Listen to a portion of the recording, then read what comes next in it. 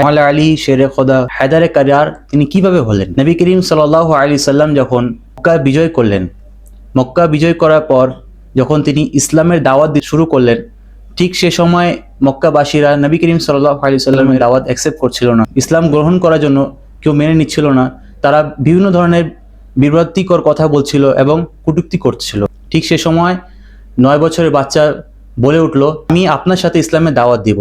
সে হায়দারে কারার রাদিয়াল্লাহু আন যখন 25 বছর হলেন, ফাতেহ খায়বার হলেন।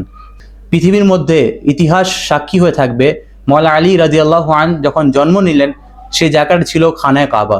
কাবা শরীফের মধ্যে তিনি জন্মগ্রহণ করলেন এবং তিনি নিয়ে চোখ খুলছিলেন না। তিনি তো আশায় ছিলেন যে আমি চোখ তখনই খুলবো আমি রাহমাতুল আলামিন নবী করিম সাল্লাল্লাহু আলাইহি সাল্লাম যখন দিদার করব তখন আমার চোখ খুলবে। মাওলা আলী রাদিয়াল্লাহু আন সেই ব্যক্তি যে ব্যক্তি আহলে বাইতে আতহারের মধ্যে অন্তর্ভুক্ত। আল্লাহ তাআলা আহলে বাইতে আতহারের উসিলায়, মাওলা আলী রাদিয়াল্লাহু আনহর উসিলায় আমাদের সকল ধরনের গুনাহ খাতাকে মাফ করুক। আসসালামু আলাইকুম ওয়া রাহমাতুল্লাহ।